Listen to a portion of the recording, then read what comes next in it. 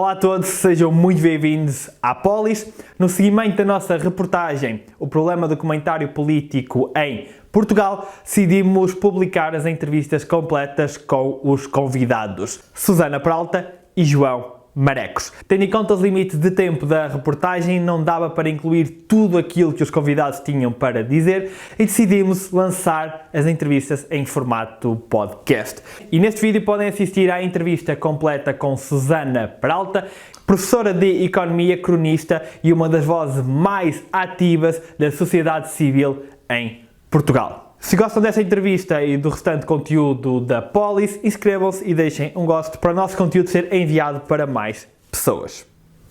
Susana, achas que o comentário político na televisão tem o poder de condicionar ou influenciar votos? Isso eu não sei, não tenho capacidade para responder a isso, não sei. Não sei, é uma pergunta muito interessante, mas na verdade Pronto, é uma pergunta que nós não temos dados verdadeiramente para responder em Portugal, não é? Se podia haver um estudo sobre isso, e a verdade é que nós não temos esse tipo de estudo. Mas há estudos de outros países e noutros contextos que mostram que aquilo que passa na televisão tem um impacto nas escolhas políticas das pessoas. Estou a pensar, por exemplo, num artigo, assim que eu conheça, há uns artigos sobre a Rússia, há uns artigos há um sobre a introdução da Fox News, por exemplo, e do impacto que isso teve no voto nos Estados Unidos. Há outro sobre as televisões do Berlusconi, em Itália. E, portanto, encontra-se, ou seja, esses artigos que são feitos cientificamente, que exploram os momentos em que essas televisões foram introduzidas, em que altura, não só do tempo, mas depois em que espaço geográfico, e no fundo com isso consegues comparar pessoas que estiveram expostas a esse tipo de conteúdo televisivo com outras, encontras um certo impacto no comportamento político dessas pessoas. Agora, repara que isso são quase, por exemplo, a Fox News e as televisões do Berlusconi são pacotes muito completos, não é? É muito diferente do tempo máquinas de propaganda em que tens lá 2 ou 3 pessoas, mas enfim, eu acredito que tem algum impacto, terá, não é? Porque no fundo a ideia de tu teres pessoas a comentar a atualidade é um bocadinho tu ajudares as pessoas a descodificar a realidade, que às vezes é um bocado complexa, ou as pessoas nem sequer têm tempo para estar a ver as notícias todas, porque realmente há um excesso de informação. E de facto a grelha de leitura que tu dás às pessoas, em princípio, pode sempre ter algum impacto, né? Portanto, eu acredito que sim, e há alguma investigação que mostra que sim noutros contextos, e portanto vamos aqui dizer um sim cuidadoso, porque também não parece que seja assim um impacto gigantesco, não é? Portanto, enfim, nunca vão ser deslocações em massa, por exemplo, no sentido de voto, isso não me parece que seja possível. Ok. Achas que o comentário político em Portugal tem um problema de representatividade ao nível de pessoas e de ideologias, porventura? Eu acho que ele tem um problema enorme de representatividade a vários níveis. Bom, certamente de ideologias, por exemplo, o PAN é um partido que já tem um grupo parlamentar e que não tem, que eu saiba, assim ninguém realmente que esteja presente no comentário da televisão e da rádio de maneira recorrente, de maneira mais ou menos constante. Portanto, por exemplo, só para dar um exemplo, e no entanto é um partido que já vai no segundo mandato parlamentar, não é? Eu estou completamente à vontade para dizer isso porque eu não votei no PAN, mas acho verdadeiramente escandaloso que o PAN não tenha direito a essa voz na comunicação social, por exemplo. Portanto, isso é, por exemplo, isto estou já a dar um exemplo que me parece evidente, não vale a pena irmos mais longe. Eu não sei, quer dizer, não fiz as contas, será que a ala, vamos dizer, centro-direita dos partidos mais mainstream está mais bem representada do que a ala centro-esquerda? Isso eu não sei. Pela minha pesquisa, sim. É? Eu diria que se calhar aqueles big shots do comentário também, televisivo, essa é outra questão que vamos abordar. Aí é super enviesado. Porque não se trata só do número, trata-se de... Exato, trata-se da exposição. Tens o Júdice, tens o Portas, tens o Francisco Louçã, que ocupa bastante espaço, mas não como o Júdice, o Portas ou o Marcos Mendes, que têm realmente aqueles momentos de botar discurso praticamente e mesmo o próprio Miguel Sousa Tavares, que claramente parece, pelo menos é conservador, não sei se será tanto de direita ou não, mas conservador é claramente. Pronto, portanto, isso eu acho que é evidente, ou seja, que há uma sobre-representação daquela coisa PS, PSD, CDS, há muito menos dos partidos mais pequenos e de outras sensibilidades que se calhar não estão necessariamente representadas em partidos também, não é? Sim. E ao nível de pessoas? Pronto. Ao nível de pessoas, eu acho que há um problema enorme de representação de género, há muito mais homens do que mulheres. Depois há também um grande problema de representação étnica, por isso tu, na verdade, tens uma televisão que é praticamente só branca, quer dizer, nem sei se não é só branca mesmo, eu arriscar-me quase, Sim. tal como o nosso Parlamento foi quase exclusivamente só branca, à exceção do Hélder Amaral, até há muito pouco tempo. Agora tem lá realmente 3 mulheres luso-africanas, mas de facto portanto, não tens essa representação étnica. Mas repara, não é só isso, nós temos uma enorme comunidade asiática. Temos hoje em dia já muitas pessoas que vivem em Portugal há vários anos, por exemplo, de gerações que vieram da Europa do Leste. Quer dizer, ninguém, essas pessoas simplesmente não existem no debate, é uma coisa catastrófica. Tens, obviamente, um problema de representação de classe, mas esse eu arrisco-me a dizer que se calhar é mais comum com os outros países, portanto, nos outros países eu acho que esta dimensão do género, a dimensão da etnia está mais, pelo menos há um cuidado, há uma tentativa, mas nos outros países estou a falar no mundo anglo-saxónico, e em França também certamente, não estou a falar obviamente, enfim, das democracias liberais. Não tenho a certeza que esta dimensão de classe seja facilmente resolvida e sinceramente também não conheço suficientemente do problema para saber se há países onde está mais bem tida em conta, mas julgo que não, a minha tendência seria dizer que não. Tens um problema enorme de representação geracional, portanto as pessoas, eu tenho 46 anos, chego a ser das pessoas mais novas que andam a dizer coisas, é absurdo, eu já deixei de ser jovem, enfim, oficialmente, de acordo com os números, de acordo com o Eurostat, ou há 15, ou há 16, ou há 11 anos, mas em qualquer circunstância há muito tempo que eu não faço parte da camada jovem, não é? Estatisticamente, pelo menos. Portanto, isso também é uma coisa terrível. E tens um problema também, eu diria, de falta de representatividade de minorias sexuais, na verdade. Nós não temos como, volta e meia no Guardian, tu lês um artigo de um transgénero, e isso é super interessante, na verdade, ver o mundo perceber como é que essas pessoas, as dificuldades que enfrentam pela própria voz, não é? Sim. E eu acho que em Portugal tu já vais tendo, felizmente, no espaço público, alguns homossexuais poucos, e tens tido alguns coming outs até muito interessantes e úteis no governo, embora eu não jamais, aliás, na política, não só no governo. Não me parece que essas pessoas tenham qualquer obrigação, queria deixar isso muito claro, mas quando o fazem é bom e é uma coisa que nós devemos saudar. Mas de facto tens muito pouca representação de outras opções, vamos dizer, enfim, sexuais, que eu acho que é mais uma vez um enorme problema. E portanto, de facto, eu acho que o nosso espaço mediático é muito condicionado pela imagem do homem dos 50 anos para cima e branco. E já agora de upper middle class e provável. E já agora também, espera, só uma última, regional. Essa é uma que eu me esqueço frequentemente e não é por acaso, é porque eu sou de Lisboa, não é? Mas que de facto é importantíssima. Tu tens uma grande sobre-representação das pessoas de Lisboa que também pensam numa determinada maneira. Quer dizer, pensam numa determinada maneira, nós não somos diferentes, mas quer dizer, temos uma vivência do país que é muito diferente, porque vivemos na capital, é o normal. E portanto, tudo isso é problemático. Eu sou de Florico de Basto, por isso noto muito bem essas assimetrias. Achas que esta falta de representatividade prejudica a qualidade do debate político em Portugal? Prejudica imenso a qualidade do debate político em Portugal, é evidente. Não há pontos de vista. É muito importante trazer essas pessoas. Não, há aqui uma questão muito fundamental, teórica, na qual nós não temos tempo para entrar e que eu também não tenho resposta para ela, que é a questão de saber se na verdade eu posso ou não posso ser representada por um homem. É evidente que eu posso ser representada por um homem, não é? Há homens que podem perfeitamente. Eu não me parece que as mulheres só devam ser representadas por mulheres e os homens só por homens e os afrodescendentes só por afrodescendentes. Quer dizer, seria um mundo terrível, não é? Um mundo compartimentado. Agora, o problema para mim não é esse, é que há 2 problemas, verdadeiramente. Um dos problemas é que é estranho, não é? Ou seja, essa falta de acesso ao espaço mediático, ao espaço documentário, é um sinal de uma sociedade que está cheia de funis para onde as pessoas não passam. E, portanto, essas pessoas que não têm acesso a esse espaço de poder mediático são pessoas que não têm verdadeiramente acesso também a muitas das outras esferas do poder político, económico, da sociedade.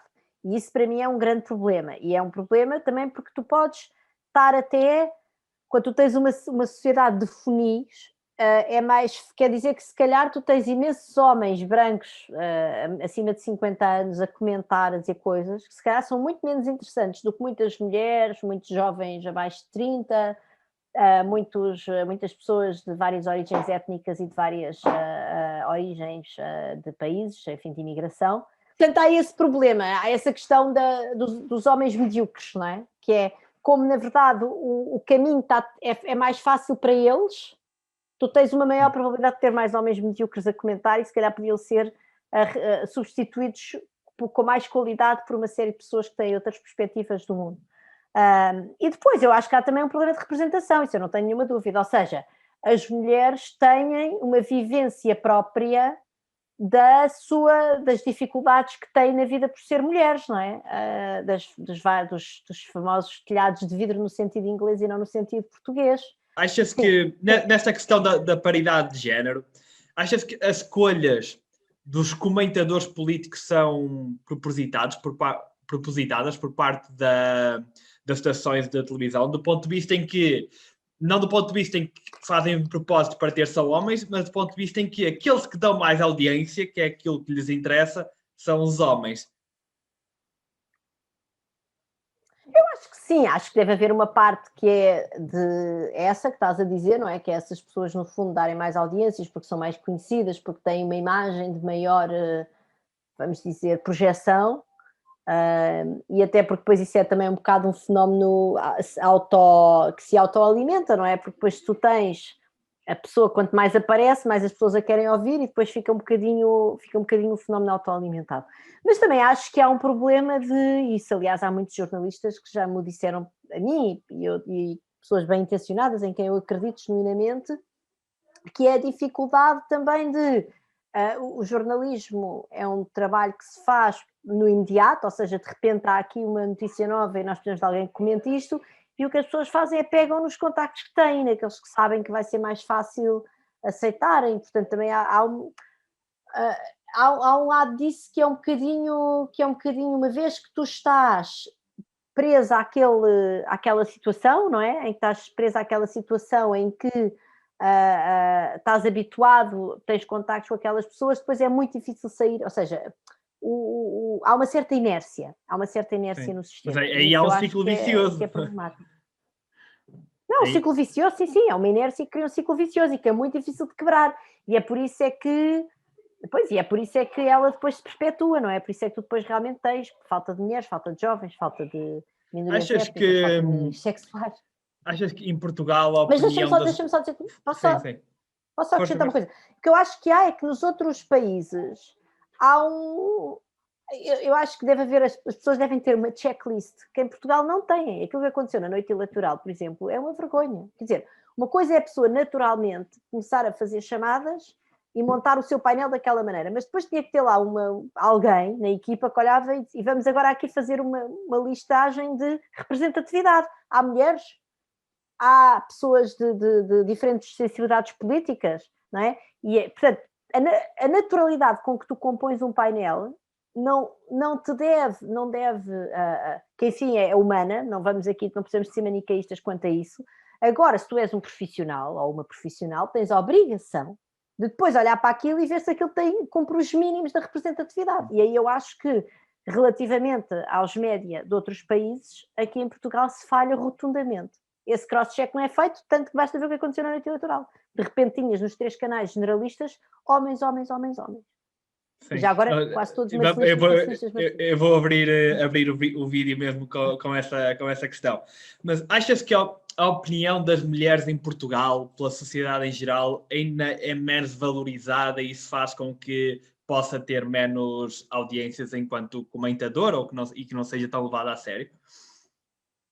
Eu acho que Portugal é um país bastante machista. É um país, basta ver, enfim, se tu fores ver ao índice europeu da igualdade de género, Há, há várias dimensões em que Portugal está muitíssimo mal classificado. Portugal está genericamente mal classificado, ou seja, está abaixo da média europeia de igualdade de género, mas, por exemplo, numa questão que para mim é muito interessante, nesse índice, que é do Instituto Europeu da Igualdade de Género, que no fundo classifica os países em várias dimensões, uma questão para mim é muito interessante daquilo que são as mentalidades, que é a questão da repartição do tempo nas tarefas domésticas, e aí tu vês que Portugal, não sei se é o segundo pior da Europa em termos de desigualdade na repartição, e isso é de facto muito representativo de uma certa mentalidade do que é o lugar da mulher na sociedade. Portanto, Portugal é um país muito machista, e certamente que há pessoas que consciente ou inconscientemente, e eu até estou disposta a admitir que em muitos seja inconsciente, vão dar muito mais valor à opinião do homem, não é? E, portanto, pronto, e agora cabe aos médias, e não cabe só aos médias, já agora várias mulheres que eu conheço e que intervêm bastante na vida pública chamaram a atenção quando foi agora esta coisa da noite eleitoral, que é, também cabe a essas pessoas, muitos deles que eu conheço e que são pessoas que têm essa sensibilidade, têm a sensibilidade da questão da representatividade de género. Muitas dessas pessoas que estiveram nos painéis da televisão, elas próprias também podiam perguntar, mas já agora, quem é que está no painel? Bem, as pessoas, na verdade, normalmente perguntam, e elas próprias também dizem, não, eu não vou participar num painel só de homens, tal como eu muitas vezes, a mim, quando me chamam, eu critico, então, mas não arranjava mais nenhuma mulher, não é? Mas não há nenhuma razão para eu fazer isso, e um homem que é chamado não fazer também isso. E isso também, portanto, eu acho que é um bocadinho uma tarefa que tem de ser partilhada por todos nós, não é? Não podemos estar à espera que seja aquelas pessoas que realmente acham que as mulheres não têm ideias boas ou que não são suficientemente credíveis e que acham a mesma coisa das outras, todas as outras, dos jovens, certamente, e de todas as outras dimensões de subrepresentação que nós discutimos aqui, não estamos à espera, essas pessoas não vão fazê-lo, portanto temos que ser nós as pessoas de bem, todos nós temos vieses subconscientes e no fundo se nós tivermos essa consciência podemos ajudar devagarinho a promover, enfim, um espaço mais igual. Sim, então, ao longo da entrevista já foi dando algumas dicas, mas o que é que nós podemos fazer para corrigir estas assimetrias no debate político? Vai ter que partir das entidades como as televisões ou pode partir da via legislativa? É mais algo da sociedade em geral?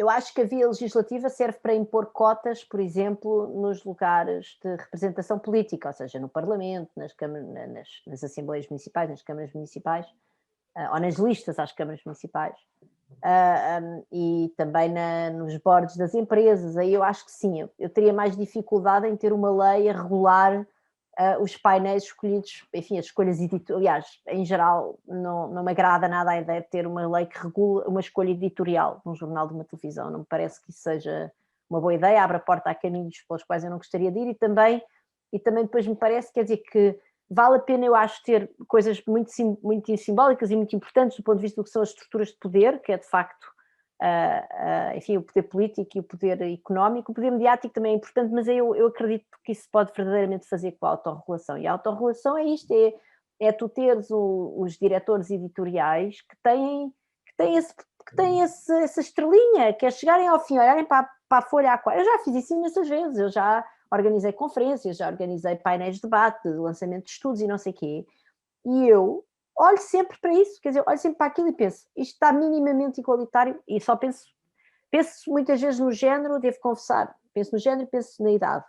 É mais difícil pensar, por exemplo, na representatividade étnica, e a razão é por causa daquela ideia também muito da inércia, ou seja, de facto Portugal não tem tantas pessoas quanto devia, certamente, com voz no espaço público, que venham de minorias étnicas, embora também pense em étnicas, embora também pense nisso, mas é verdade que mas em todo o caso, a parte do género e a parte da idade, eu olho sempre para aquilo, quer dizer, é um clique, e esse clique, tem que vir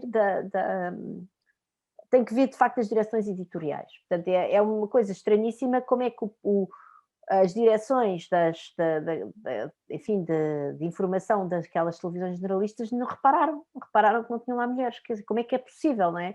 Isso de facto eu acho que mas é uma coisa que eu acho que é muito fácil de autorregular, na verdade, porque depois também porque já lá está, a partir do momento em que tu começas a chamar mulheres, depois essas mulheres também são mais conhecidas e depois também já tens aquele reflexo de pegar no telefone e falar com elas. E depois há vários caminhos importantes, por exemplo, o técnico. O técnico tem um gabinete mesmo de promoção de igualdade de género, que é um gabinete que, lá está, como a engenharia é um mundo que é muitas vezes visto, mal ou bem, como um mundo muito masculino, ajuda precisamente a promover as imagens das mulheres engenheiras, eventualmente a dar alguma projeção mediática a mulheres engenheiras. Portanto, esse tipo de iniciativas são muito importantes, mas eu acho que há uma parte substancial disso que tem de ser, de facto, as universidades a fazerem esse trabalho, os média a fazerem esse trabalho. Não me parece agora que nós vamos legislar cotas no espaço mediático, até porque, enfim, era muito difícil de medir, não é? Não, 230 deputados é fácil, quer dizer, e deputadas são 230, tens de ter um terço, pelo menos, não podes ter menos do que um terço de nenhum dos géneros, pronto, é fácil. Agora, imagina como é que ias aplicar isso a tempos de antena, não é? Tempos de antena, isto é, a tempos mediáticos, a tempos de debate na televisão, na rádio, seria absurdo. Falando agora da questão das minorias étnicas, só para terminar, achas que há uma certa desculpabilidade na questão das minorias étnicas mesmo porque estatisticamente será mais difícil encontrar alguém em relação por exemplo, à representação de jovens, à representação de mulheres, que seria mais fácil de encontrar, ou mesmo assim seria de condenar tanto uma situação como outra, digamos assim? Se eu acho. Pois, essa é uma questão muito difícil. Uma questão muito difícil. É que as mulheres são a única minoria que, na verdade, não é uma minoria, não é? Exato, Mas sim. há tanta, enfim, há grosso modo mesmo mulheres do que homens. E, portanto, desse ponto de vista, é verdade que é mais esquisito a subrepresentação das mulheres desse ponto de vista apenas, é mais estranha. Como é que um grupo que representa metade da população aparece depois tão pouco nos lugares de poder, nas várias dimensões que aqui discutimos? Portanto, isso é mais estranho. Ou seja, agora, na mesma, quando tu olhas, pronto, pois nós temos um grande problema em Portugal, que é como nós não podemos recolher estatísticas de etnias, nós verdadeiramente não sabemos, por exemplo, qual é a percentagem da população que representa a população negra, afrodescendente. Não quero dizer bem a mesma coisa, mas pronto. E, portanto, também não sabemos qual é que seria, digamos, o natural, não é? Para fazermos um bocadinho como este raciocínio que eu fiz com as mulheres, que é se há metade de mulheres no mundo, devia haver, no país, devia haver metade de mulheres, mais ou menos, grosso modo, mais coisa, menos coisa, devia se aproximar de metade. E, de facto, com as minorias étnicas esse raciocínio é muito mais difícil de fazer. Agora, eu acho que nós podemos sempre ir lá pela aquela coisa da dúvida razoável, quer dizer, não havendo nenhum, não é? Ou nós temos tido um parlamento que até há um ano e meio tinha apenas o Hélder Amaral, um excelente deputado, uma pessoa que realmente prestou um serviço, mas de facto não havia mais ninguém. E agora já temos 3, mas 3, quer dizer, não chega, não pode ser, tem que haver mais. Ou seja, acho que há assim uma coisa a partir de tu olhas e dizes, não, neste momento temos tão poucas pessoas, nós temos agora um pivô de televisão que é negro, não é? Julgo que é na SIC, ou não me lembro. Sim, na SIC. Na SIC, no Jornal da Tarde. Pronto, não está propriamente em prime time, mas já está a fazer um caminho. Temos é normal, quer dizer, acho que quando nós temos 1, 2, 3, 4, 5, quando se conta pelos dedos da mão, é razoável dizermos que não chega, quer dizer, que estão subrepresentados, mesmo não sabendo exatamente qual é a percentagem que essas pessoas representam no nosso país, porque essas pessoas têm que haver gente com ótimos, tem que haver gente com imenso talento. Repara, por exemplo, se tu fores ao mundo da música, essas pessoas estão razoavelmente bem representadas, portanto, há mecanismos próprios da chegada a esses lugares de poder mediático, político, económico, que bloqueia esses talentos, porque essas pessoas têm talento, têm criatividade, como é evidente, não é? Enfim, estou a dizer isto, é terrível ouvir isto da minha boca, mas o que eu estou a dizer é uma evidência. E a verdade é que há certos mercados, como por exemplo o mercado da música ou o mercado do desporto, onde apesar de tudo essas pessoas existem.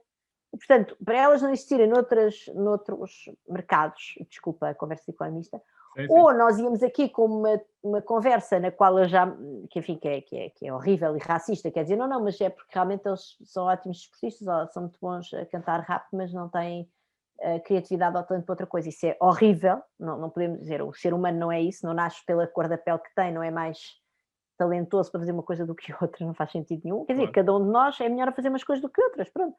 Portanto, se essas pessoas estão subrepresentadas muito mais nos outros mercados com alguma visibilidade, como o político, o económico e o mediático, é porque, de facto, há mecanismos próprios ao acesso a esses mercados que vedam o acesso a essas pessoas. E contra esses mecanismos nós temos que lutar, claramente.